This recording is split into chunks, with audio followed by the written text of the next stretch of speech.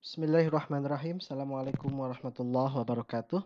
Teman-teman sekalian, bahagia sekali saya bisa kembali mempresentasikan untuk materi kita fikih 4 terkait dengan fikih mewaris.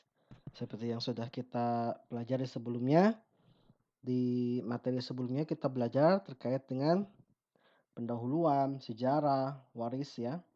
Kemudian apa substansi daripada waris itu dan eee, kenapa kita harus mempelajari ilmu waris. Juga kemarin kita belajar terkait dengan asas-asas kewarisan dalam Islam. Hari ini insyaallah kita akan belajar terkait dengan sebab hubungan kewarisan dan sebab-sebab yang menghalanginya. Nah, mudah-mudahan, ini bisa menjadi tambahan ilmu bagi kita agar kita senantiasa haus akan ilmu dan terus mencari ilmu karena mencari ilmu adalah sebagian daripada ibadah. Baik, teman-teman sekalian ya, kita mulai. Sebab-sebab mendapatkan waris. Yang pertama adalah adanya kekerabatan, ya, kekerabatan hakiki yang ada ikatan nasab. Seperti kedua orang tua, anak, saudara, paman dan seterusnya. Yang kemudian adanya pernikahan, yaitu terjadinya akad nikah secara legal syar'i antara seorang laki-laki dan perempuan, sekalipun belum atau tidak terjadi hubungan intim bersenggama antara keduanya. Adapun pernikahan yang batil atau rusak tidak bisa menjadi sebab untuk mendapatkan hak waris. Apa yang dimaksud dengan pernikahan yang batil? Nabi mengatakan, la nikaha illa biwaliyiha. Tidak ada nikah kecuali dihadiri oleh wali. Wali dalam hal ini adalah orang tua. Wali dalam hal ini adalah ayah. Wali dalam hal ini bisa diwakilkan oleh kakek, bisa diwakilkan oleh paman, atau bila mana tidak ada itu semua, bisa diwakilkan kepada wali hakim. Bila mana tidak ada wali, maka tidak ada pernikahan. Maka bila terjadi pernikahan tanpa wali, di dalam aliran Sunni itu disebut nikahnya pernikahan yang batil dan batal karena hukum. Jadi walaupun terjadi keduanya katakanlah di situ melahirkan seorang anak, maka anak akan dinasabkan kepada ibunya, tidak kepada bapaknya. Ya. Ini adalah pernikahan yang terjadi secara akad nikah legal. Yang ketiga ada al-wala. Al-wala adalah kekerabatan karena hukum. Ya. Disebut juga al-wala al-itq atau wala an-ni'mah. Ya. Atau kita sebut pelakunya itu mu'tik atau mu'tiqah. Mu'tik itu adalah orang yang membebaskan budak. Ya. Orang yang membebaskan budak, baik itu tuannya laki-laki maupun tuannya perempuan, dia akan menjadikan sebab dari perbuatannya itu mendapatkan waris. Dalam hal ini, seorang mu'tik atau mu'tikoh, dia akan mendapatkan waris karena perbuatannya membebaskan budak ketika tidak ada yang menjadi penghalangnya. Orang yang membebaskan budak berarti telah mengembalikan kebebasan dan jati diri seseorang sebagai seorang manusia. Oleh karena itu Allah menganugerahkan kepadanya hak mendapatkan waris jika mantan budak tidak memiliki ahli waris yang hakiki. Luar biasa ya bagaimana Islam sedikit demi sedikit tetapi pasti, pelan tapi pasti menghapuskan perbudakan. Sebagaimana yang teman-teman ketahui bahwa perbudakan itu di dalam sejarah itu terjadi secara berangsur-angsur, turun-temurun berabad-abad. Dan ketika Nabi Muhammad diutus sebagai manusia untuk menyempurnakan akhlak manusia sebagai hamba atau makhluk yang hakiki, maka perbudakan hilang sedikit demi sedikit. Dan reward daripada pembebas budak, dia mendapatkan hak waris bila mana si budak yang sudah merdeka ini meninggal dunia dan tidak ada kekerabatan hakiki, maka mu'tik atau mu'tiqah, pembebas budak baik laki-laki maupun perempuan berhak untuk mendapatkan warisan dari harta bekas mantan budak yang dibebaskan. Adapun sebab-sebab yang tidak mendapatkan waris terjadi pertama karena perbedaan agama. Baik perbedaan agama ini adalah murtad anaknya maupun murtad orang tuanya, keduanya tidak bisa saling waris-mewarisi. Yang kedua terjadi karena pembunuhan. Yang dimaksud dengan pembunuhan di sini adalah pembunuhan dengan maksud untuk mendapatkan hak waris. Yang ketiga adalah karena terjadinya perbudakan. Yang pertama, perbedaan agama. Para ulama mazhab sepakat bahwa seorang muslim tidak bisa memberikan harta warisnya kepada kafir atau non-muslim. Begitu juga sebaliknya, sebagaimana yang disabdakan oleh Nabi, la yarithul muslimul kafira wa la yarithul kafirul muslima. Seorang muslim tidak dapat saling mewarisi dengan orang kafir, dan demikian juga orang kafir tidak dapat saling mewarisi dengan orang muslim. Bila mana di dalam perjalanan anaknya murtad, maka ketika orang tua meninggal, anak yang murtad tersebut sudah terputus daripada yang namanya hak mendapatkan waris. Atau bila mana si anak masuk Islam, sedangkan orang tuanya masih dalam kekafiran, maka bila mana orang tuanya meninggal, si anak tidak bisa mendapatkan warisan. Begitu juga bila mana si anaknya yang muslim meninggal, tidak bisa harta anaknya diwariskan kepada orang tuanya yang masih murtad. Murtad adalah penggugur hak waris, ya, yakni orang-orang yang telah keluar dari Islam. Berdasarkan ijma para ulama, murtad termasuk dalam kategori perbedaan agama sehingga orang murtad tidak dapat mewarisi orang Islam. Adapun hak waris seseorang yang kerabatnya murtad terjadi perbedaan pendapat.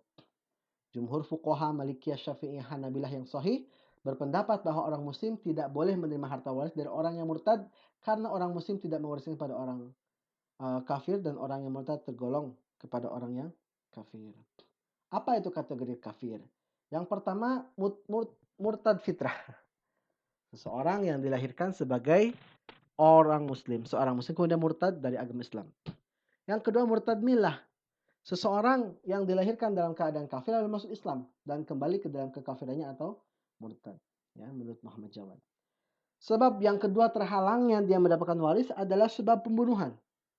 Apabila seorang ahli waris membunuh pewaris, maka ia tidak berhak untuk mendapatkan warisan, teman-teman. Laisa lil qatili min tirkatil maqtuli syai'a. Laisa lil qatili min tirkatil maqtuli syai'a. Rawahu An-Nasa'i. Pembunuh tidak berhak mewarisi harta orang yang dibunuhnya. Kaidah usul fikih mengatakan begini, man istajala syai' qabla awanihi uqiba bihirmani. Barang siapa ingin mempercepat mendapatkan sesuatu sebelum waktunya, maka ia dikenakan sanksi tidak boleh mendapatkannya. Ya, maaf kata kalau misalkan ada kasus ya, amit-amit naudzubillah, pembunuhan anak kepada orang tuanya dengan maksud agar si anak mendapatkan hak waris, justru karena perbuatan itulah baik dilakukan secara langsung atau dia menjadi otak pembunuhan dan menyuruh orang lain untuk melakukannya, tetap dia dihukumi dengan yang sama, apalagi dengan adanya hukum positif di mana akan terjadi proses pidana dan lain sebagainya. Masuk dalam kategori pidana pembunuhan berencana, selain terputus dari mendapatkan hak waris, juga dia mendapatkan sanksi pidana penjara atau mungkin bisa juga berujung kepada sanksi hukuman mati. Ya. Wa idh qataltum nafsan fadara'tum fiha wallahu mukhrijum ma kuntum taktumun. Dan ingatlah ketika kamu membunuh seseorang, lalu kamu tuduh-menuduh tentang itu, tapi Allah menyingkap apa yang kamu sembunyikan. Asobuni mengatakan orang yang diceritakan dalam ayat tersebut terhalang mendapatkan harta waris karena membunuh. Bahkan ia dikenakan sanksi kisos. Artinya, asbabun nuzul daripada ayat ini terkait dengan mendapatkan harta waris. Ya. Dan karena dulu ada menggunakan sistem Islam, maka orang yang melakukan tersebut dikisos, dihukum dengan hukuman mati langsung. Hikmahnya adalah, jika membunuh tidak terhalang dalam memperoleh harta waris, akan banyak orang berduyun-duyun melakukan pembunuhan terhadap ayah kandungnya sendiri atau ibunya karena pengen cepat dapat harta. Nauzubillah. Ya. Oleh karena itu, para imam madhab sepakat bahwa pembunuhan adalah salah satu sebab yang menggugurkan seseorang menerima harta harta waris.